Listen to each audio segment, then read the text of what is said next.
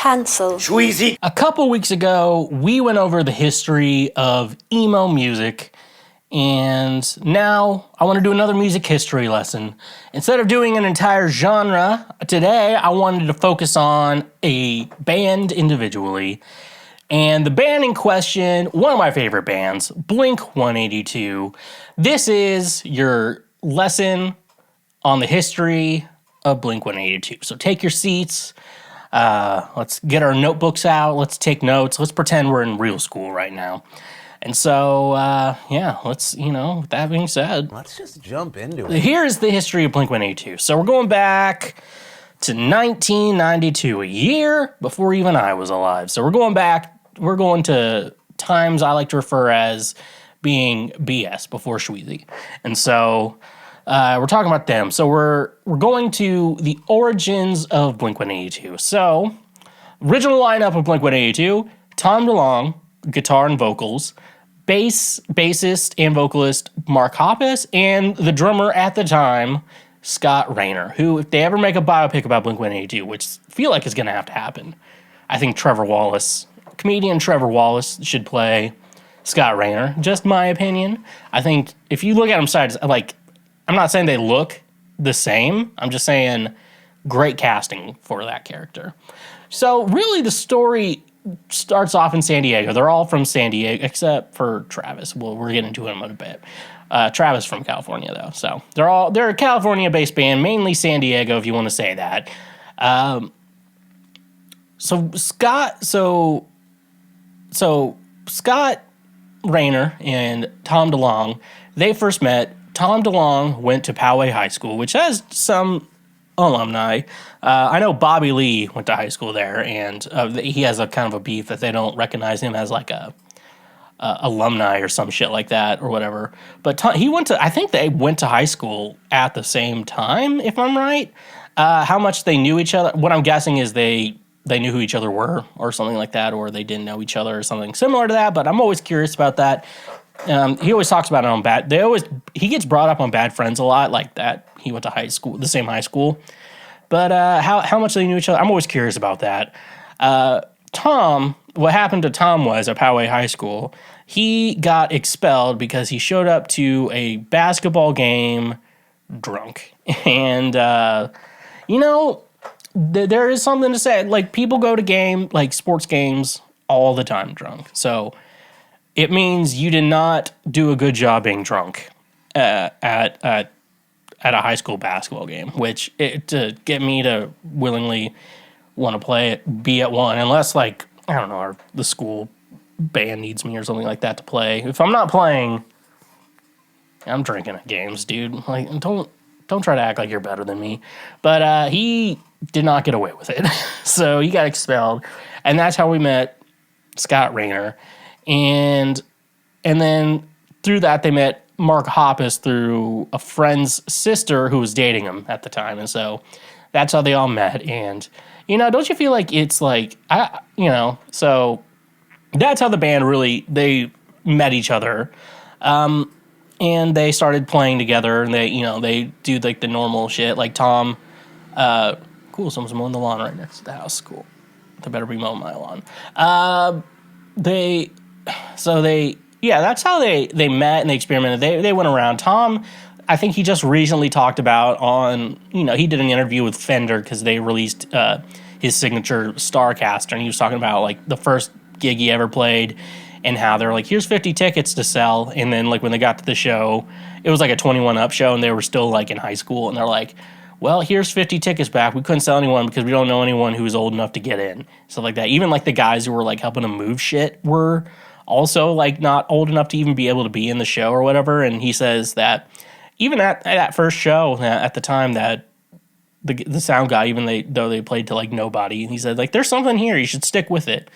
And really, that's how Blink-182 rose to popularity the way they did in that. They went a couple names. I think they originally went by Blink as their band name, but after I think there was there was another band named Blink, and so they had to think of something really quick, and they just let's add 182. And so apparently there's no real story to that. It was just picked like that. I think that's the real name. So that's how they got the name. It started out as Blink, and then they had to change it somehow.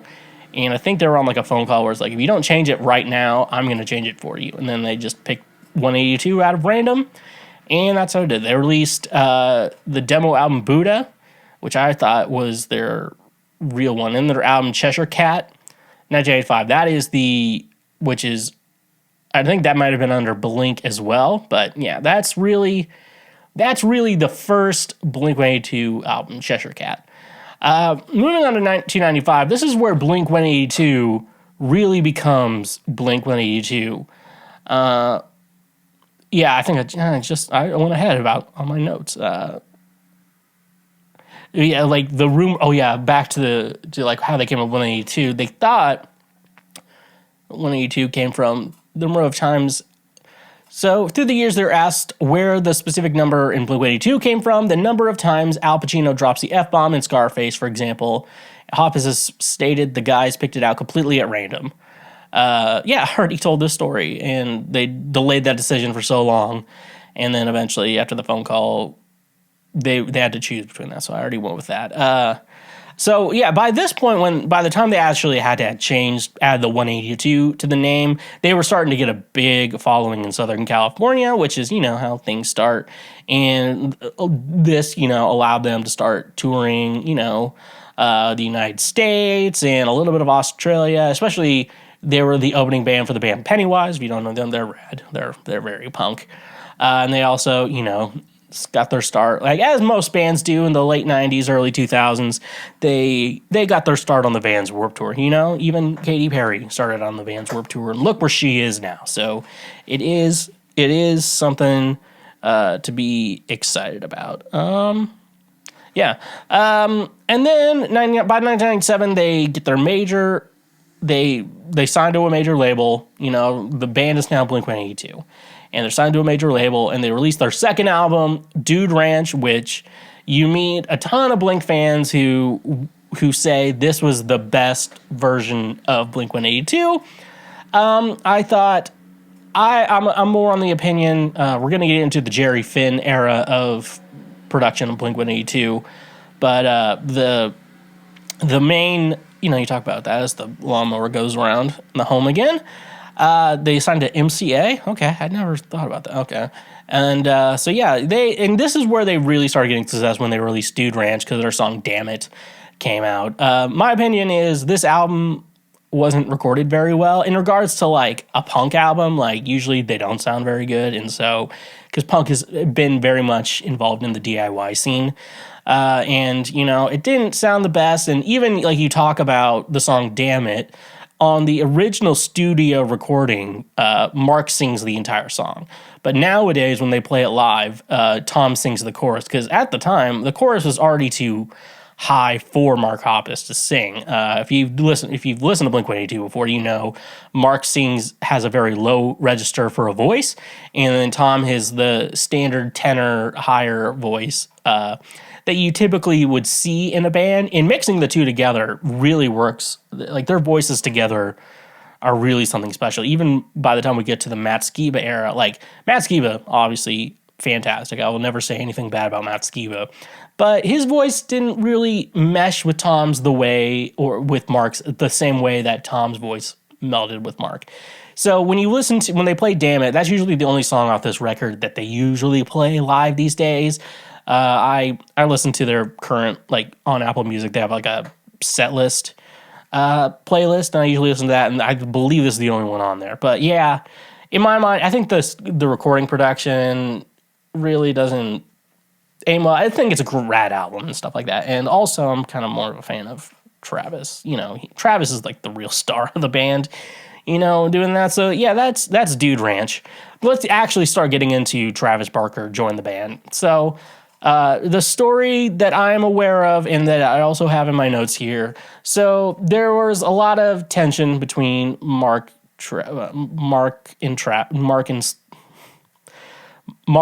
and Tom versus Scott.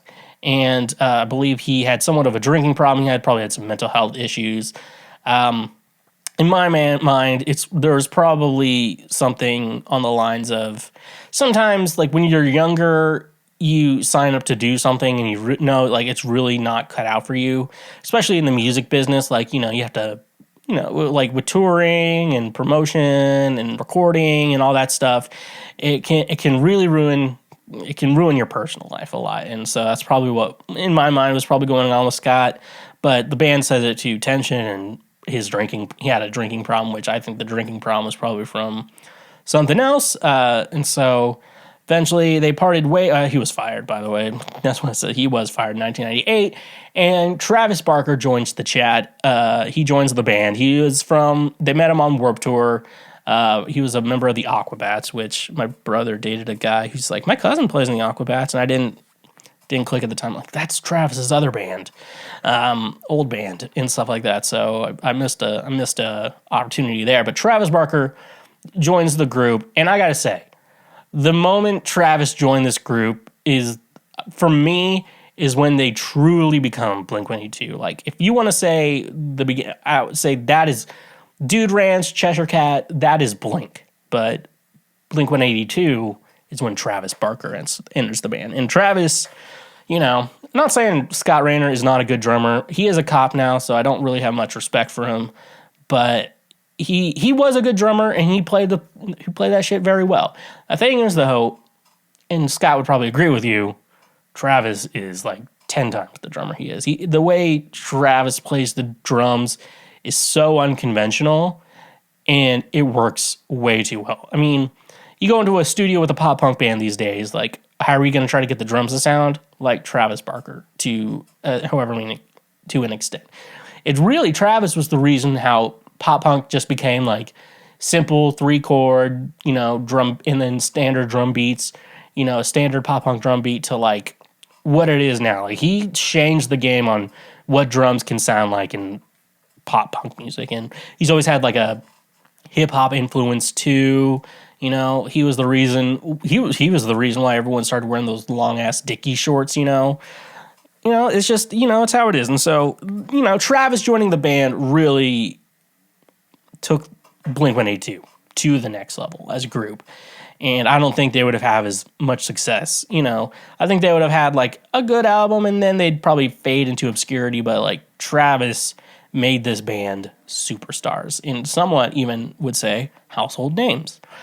Then, 1999, Blink-182 releases their magnum opus, Enema of the State. It's the album with the nurse on the cover, if you want to think about it like that. Enema of the State is also the first time they started working with producer Jerry Finn. And Jerry Finn, he's unfortunately not with us anymore, which is unfortunate because there's so many good albums that could have been made, and, you know, bands who would have went to him instead of someone else, and like that album would have been so much different and also probably better if he was, you know, he was alive and stuff like that.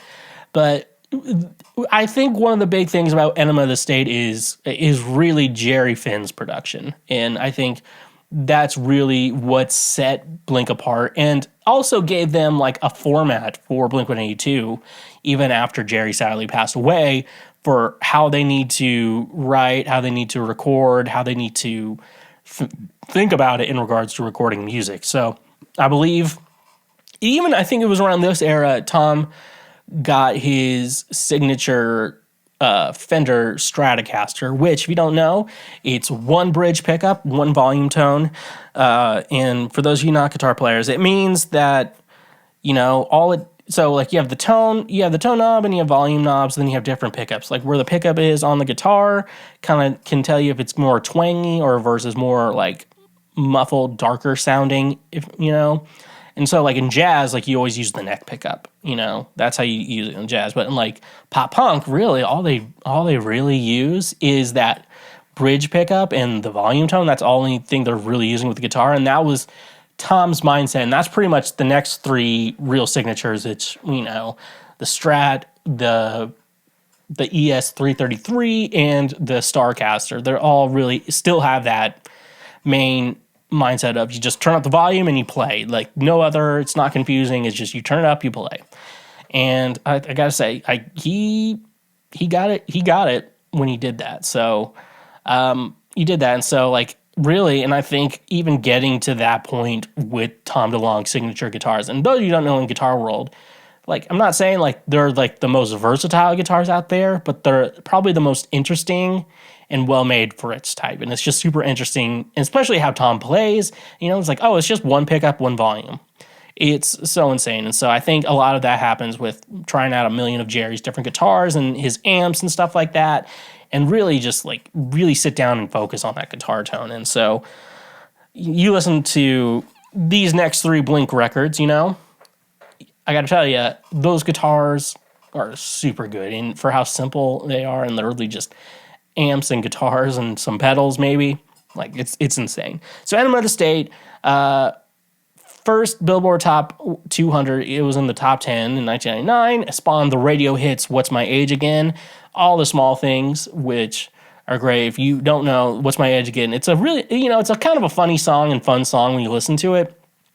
But then you hear Mark talk about like the details of it. He would talk about how everyone else in the band and their crew and stuff, like they go home, they have their wives, they have their kids. But Mark at the time, I think, was just single. So like when he went home, it was just nothing, which is definitely something like, you know, you meet guys who are like that. Just like they just tour all the time. It keeps their mind off the fact that, you know, their personal life isn't something they necessarily want, but you know, when they play gigs, they're around people, they're social, they have something of a family unit if everyone's chill with each other, you know, stuff like that. And that's like there's like a sadness to that song, you know. It's like, what's my age again? Is this growing, you know, it's growing up and stuff like that. It's very interesting. And he's like, he's 23 years old and everyone else has started to have something in their lives, but he hasn't. He's still playing songs about, you know, fucking dogs and shit like that. So, like I said, Enema of the State, just top tier album. Definitely go listen to that. And then by 2001, they released "Take Off Your Pants and Jackets." And now, Blink, we talk about this. This is on the tail end of Enema of the State. Just massive hit album. Then you have "Take Off Your Pants and Jackets," which they pushed the barriers of what their sound was. Tom was really getting into more post-hardcore stuff because Tom very much is an emo kid. On one of those things, interviews, you know, like Wired or some shit like that, they're like, is like, oh, like the one of those things like answer Google questions, you know, the most frequently searched and whatever. And the question was, is Blink-182 emo? And then Mark Hoppus said yes. And then his line was, emo music is just goth Blink-182. And I gotta say, he's not wrong. But yeah, so "Take Off Your Pants and Jackets," they were really, Tom was really experimenting with the post-hardcore emo stuff there. And so that influence with Jerry Finn and Mark Hoppus and Travis Barker's drumming, you know, all that together created "Take Off Your Pants and Jackets," which, you know, when people talk about their favorite Blink-182 album, it's either Enema, "Take Off Your Pants and Jacket," and the Untitled record, which we will soon get into. Those are the 3, you know, these are like the perfect trilogy of Blink-182 albums, which I really love. One More Time. I don't know. I just think the time and place it hit just right. But this album is classic. And also, I didn't learn until 2021 that "Take Off Your Pants and Jacket" was a dirty joke. And for that, we get the... Congratulations, you played yourself. Because I played myself and didn't understand Jacket. So that's why this album I'm working on for Shweezy, the working title is, which I'll tell you, I don't care about the working title, it's "Take Off Your Pants and Windbreaker." Just completely ruined the joke and whatever. But no, "Take Off Your Pants and Jacket" definitely gets a little bit darker, but also still gives you the Blink-182 you know and love. Then, after "Take Off Your Pants and Jacket" in 2001, Tom DeLonge starts Boxcar Racer. And now, Tom conceived this project because he wanted to make an album of music that he's written that doesn't sound like Blink-182, which is fair. You know, you want to, you know, in a creative space, you know, you can't always be thinking the same way. He wanted to make something outside of Blink-182 because he was really getting into this post-hardcore and like emo type style of music. And so that's what he did. He created Boxcar Racer. He wrote the songs and everything. And I think one of the big things, this is one of the first ever real big hiccups in Blink-182's history, as we finally have this main trio of guys now that Scott has left the band. We have Travis in the group now. Like, the big thing is that the biggest problem is during Boxcar Racer, Tom just got some friends to play the other instruments on the album and to tour with. And in the process, he got Travis Barker, because Travis Barker is one fucking hell of a drummer and he's rad.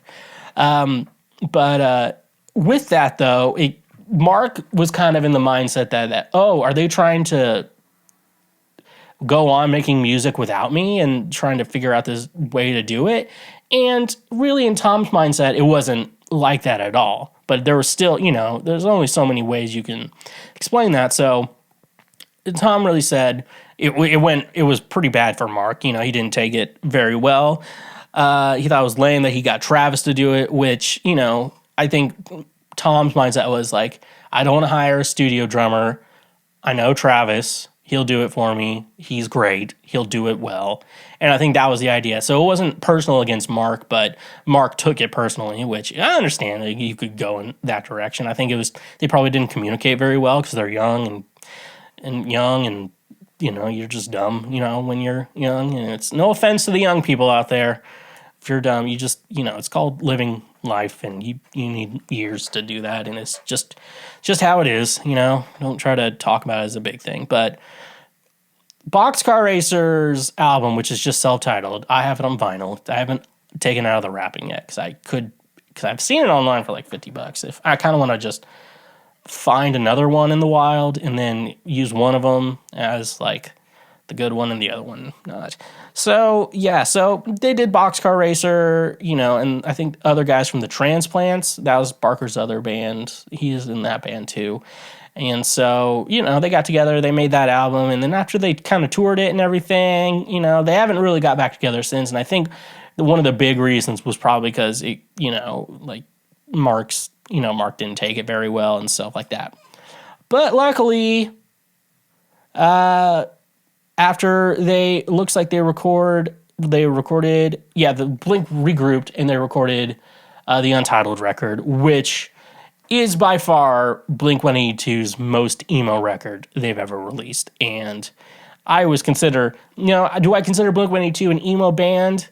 I would say no, but sometimes. But this album is a very emo album. Like, especially, like, I Miss You, it does not sound like a pop punk song, but it can fall into it can sound like an emo song. Now, fell short this time, feeling this.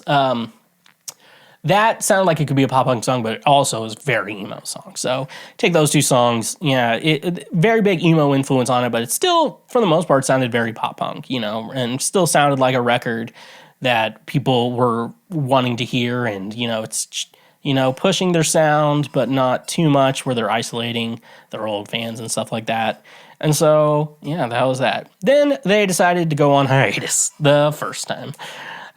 Or I think this is the only hiatus they ever took. So they went on hiatus. People were expecting them to be done. I remember this time. I was fully functioning by this time in Blink-182's career. And we didn't know what they were doing. I was a big Green Day fan, and back in the day, there was kind of a big feud, and it was like, Green Day's together, and Blink-182's not, that's why Green Day's better. Nowadays, it's like, they're both great, dude, Like, they're both fucking rad. You can like two bands, Like, back in the day when you couldn't like two bands. You can only like one band. It has to be your entire personality. You can only like one band. And so, after, they released the fifth album, they released the self-titled, and by this point, they're on hiatus. I think there was a lot of scheduling conflicts. Tom wasn't that interested in recording. Tom very much has the mind of, like, I just kind of do what I kind of want to just do my own thing all the time. And if my own thing is make a Blink-182 record, I am totally down for that. But that's kind of a different side of the story when it comes to a band. Because, like, if you're not interested in making the album, but they are and stuff like that, it kind of becomes a problem. So in an interview, I think this was the Zane Lowe interview I listened to, they were talking about how, Plus 44, they, like, Mark and Travis ran into each other at, like, Disney World or Universal Studios, and Travis says, I was very high on painkillers at the time, and their idea was like, we'll just do our own thing. If Tom's not going to do it, we're just going to do our own thing. We're going to release another record. And so they formed Plus 44. And so I don't know who else was in that group. But Tom kind of disappeared from public eye for a while, and I believe this was when he eventually released the first Angels and Airwaves record and stuff like that. And then they released Plus 44. That was basically Mark and Travis. As a lot of us like to say, it was Mark's turn to make an album with Travis because Tom just had his turn, and now it's Mark's turn. So they did Plus 44, and they had some good stuff. If you actually look at recordings from the time, Travis actually was in like a hand injury, which probably didn't help his opioid lifestyle of getting high off painkillers. And you see a lot of that footage, like Travis is playing like one-handed, which is like only he can do that and pull it off, to be honest with you. Like he's like the only one you know. It doesn't sound as good as when he's two-handed, but like you understand the circumstance. It's actually really good. And then here's the issue. They did Plus 44. They're still on hiatus. And then Travis Barker was in a plane crash in 2008, killed 4 people, but he and DJ Am survived the accident. But then DJ Am, I don't know, died from an overdose a year later, which probably you get painkillers and shit. You get burnt. Like Travis talks about getting burned. Like, yeah, you probably get painkillers for being burned, and you probably need them and stuff like that. And yeah, at that point after that, like Travis was like, no planes for me, thank you. And I think it wasn't until like he started dating Kourtney Kardashian that he got over it. And so, we always talk shit about the Kardashians, but Kourtney helped Travis with his fear flying, so we can like the Kardashians again. Obviously he had PTSD from it, but like I talk about severe burns and stuff like that. And then after this, Tom DeLonge reached out after years of, communication, not really talking to each other or whatever, and that's when they decided, after that, that was the first time, one of the band members almost died, and that's when Tom was like, we got to do this again one more time and stuff like that. And like, yeah, people didn't think really, I remember at the time, people really didn't think Blink-182 was ever going to get back, ever getting back together. And then it wasn't until this plane crash, I think they all had to put their egos behind them and whatever, and they made Neighborhoods. So they got back together, they made Neighborhoods, and, it's like that. Like, that inspired them to get back together and do this again. So, and then they got back together. They announced a reunion at the Grammys in 2009, which was big. And they also confirmed they're working on a new album and that, more tours are in the work and everything like that. That was when, until 2011, they released their first album in 8 years, Neighborhoods. Now, Neighborhoods is recorded better than Dude Ranch, but I think at this point, this is after Jerry Finn passed away, and so they were probably finding a new producer, and I don't think whoever mixed this album did a good job at all, But overall, Neighborhoods is rad. It's a great album and stuff like that. The only real issue, you hear about that is that, like, Tom didn't listen to any of the mixes, which really shows, and, like, he didn't really care too much about, like, after he recorded his stuff, he didn't really care what happened after it came out, He wasn't too involved in that process, which it's good. If you're in a band, you should be involved in the recording process, especially when your producer or mix engineer is sending you mixes to listen to and stuff to listen to or whatever. You should listen to it, and if you really don't like something about it, you ask them to see what they can do to change it or fix it or where to go from here and stuff like that. And they also released an EP in 2012 called Dog Eating Dogs. Then we get to the second sad part of the story. Tom DeLonge exits Blink-182. And so, yeah, like I kind of mentioned, Tom kind of just likes doing his own thing. And I think, before he was kind of over Blink-182 and he kind of felt like we should get back together because of Travis's plane crash, because, it was like, it sounds like some people may never get to see Blink-182 live and stuff like that.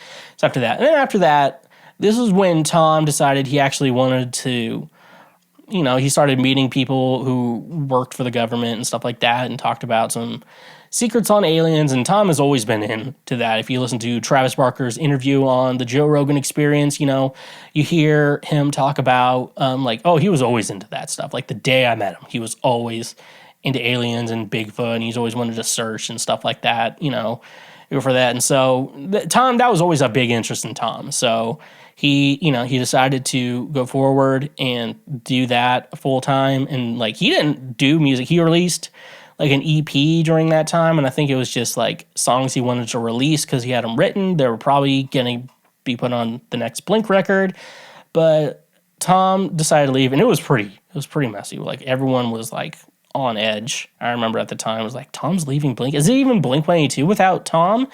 It was crazy. And the band heard it from a lawyer that he didn't want to participate in Blink-182 projects indefinitely, and he'd rather work on his other stuff, which is Finding Aliens to the Stars, which I should have wore that shirt today, but I didn't. Immediately afterwards, let me read this. Immediately afterwards, DeLonge shared a statement saying he actually has not exited the group. He had never quit the band. He wrote, "I actually was on the phone call about a Blink-182 event for New York City. At the time, all these weird press releases started coming in. Apparently, those releases were sanctioned from the band. Are we dysfunctional? Yes." So, yeah, Tom's going. And yeah, Tom wasn't the best communicator at this time. I think he thought that if he ignored the problem, then nothing would happen. They would just stop or whatever and wait until he was ready to do it again and then go back into it. And so Mark and Travis decided to, I guess they did an interview with Rolling Stone, and yeah, they was just Tom was not that interested in doing it, and they only, and they only communicated over emails and through his manager, and stuff like that. And this is when Travis was he never even really listened to the mixes and masters, of the album. He didn't really care about it, which was just kind of questionable in the first place, why they wanted to get back together. I don't know. Maybe it was guilt. Maybe it was something else. But that is when Matt Skiba joined Blink-182. And we're going to be talking about Matt Skiba's legacy in Blink-182. If you don't know who Matt Skiba is, he is the frontman and aka singer and guitar player for the band Alkaline Trio. They just released a new album this year, and Alkaline Trio is rad. You can even go back to basically interviews from since before Enema came out. They're always talking about how Alkaline Trio is one of the best bands out there right now. And so, if you're a longtime fan of Blink, it was pretty obvious they're going to get Matt Skiba. He's rad. And who do you think would have been a better option to replace Tom in the band? That's another question. Who do you think would be the better option? Matt Skiba or who else can we think of? Jimmy Fallon, who would you rather pick? And everyone picked Matt Skiba. That's when they released California after they all got together, and it was their second number one album on the rock charts in California, on their album California. It was nominated for the best rock album in 2017, and it lost to Cage the Elephant. Who the fuck listens to Cage the Elephant, dude? And their singles Born to Death, Cynical, She's Out of Her Mind, and stuff like that. Those are big hits. I think California is the best album they released with Matt Skiba. And then they released 9, which the second half of the album has some rad stuff, and it was kind of a polarizing album because it felt like Blink-182 kind of sold out, but I think what they were trying to do is, Fall Out Boy and some other bands at the time were kind of aiming towards this, play my songs, at football games, in commercials and stuff like that, because that is a great way to make money. And so, I don't know if football rock is the best term, but I consider it those Fall Out Boys after their hiatus, light them up on fire. And then, stuff you would hear in like the backgrounds, like if you're watching football and in between it before they go to commercial and stuff like that. That's what a lot of those songs sounded like. Then we get into Mark Hoppus in 2021 getting diagnosed with cancer. I was in the Nashville airport when I heard the news, and I was very upset about hearing this. And you don't know. That's the thing with cancer. You don't know. It seems like they caught it pretty quick, but, it's one of those things. So we're all kind of on edge with that, and it was starting to do good. But this is when people started seeing Tom DeLonge talk about Blink-182 again and post about Blink-182 and stuff like that. He actually got in contact with Mark. I guess it's a different scenario this time because Travis almost died, and, he almost died, but he survived. And then Mark could die. It's like, it's possible. So like that. So he went through his chemo. He was bald for a while. He looked good bald, by the way. His hair was gray. He didn't dye. I think it's dyed again. Stuff like that. And eventually we found out he was in remission. He has to do his normal, everyone, if you've ever had cancer, you have to get a checkup every 6 months. Just be like the check, because I guess there's a good possibility of returns or whatever. And then in 2022, I believe it was October 2022, Blink-182 made the announcement with the funniest video. Is like, what was it about? Are they coming? I love it when they come, or some shit like that. It was like the funniest thing. They announced that Tom is back in Blink-182, and they are working on new music, and they're releasing their song Edging. They released the music video and stuff like that. And then, they always talk about it, and everyone's curious, like, did they just kick Matt Skiba out, And I think maybe there was probably adult conversations, about it. And it's like, hey, man, we're not kicking you out or anything, but, Tom wants to get back in the band, and, and I think Matt Skiba was like, oh, no, that makes sense. And then he started working on Alkaline Trio again, which was rad, and definitely something we needed, and stuff like that. So they got it back. Then in 2023, they played 2 weekends at Coachella because Frank Ocean fucking bitched out on his second weekend, and Blink just decided to cover in. There was kind of a transition from my life is to stop expecting things from Frank Ocean and just trust in Blink-182. And I gotta say, I hope that their Coachella set, 2023 Coachella set, is like a historical one, like Live Aid for Queen. Like, that's what I feel like that those performances were. It was that, but for modern day people and stuff like that. And, that's the kind of thing you got to remember and stuff like that. So, yeah, then eventually, September 2023, they released One More Time, a long teased album after they released Edging, and like a year later, they finally released One More Time. And, with the original lineup, original songs, I think Travis Barker produced it, and they get into serious. A lot of times when bands are older, they don't have as much good lyrical content in their music, but this one, with the kind of like drama they've had in their band and as friends in general, talk about that, and how Mark talks about a lot about how, cancer, he could have almost died, when he had cancer, but luckily he survived and stuff like that. It's a very deep and emotional album. Where's Blink-182 right now? Well, right now Blink-182 is working. They are touring right now. They're on the second part. They went on one part of a tour. Then they went to Europe and other countries, and they're coming back to the United States. They're doing tours over the summer. They're playing Lollapalooza. They're in good standing. What's going to happen after all this touring is over? I don't know. They're probably going to take a break, obviously. They didn't went on a world tour, so they're going to need to take a break. Will they make another album with Tom? Debatable, questionable. Hopefully them as a group and Tom understands how he needs to communicate and everything, and how everything's been that. But no, that is the history of Blink-182. What are you guys' thoughts? Did I miss something? Please let me know. Should I have mentioned every groupie that they have had sex with? Thank you for watching this clip. Watch it again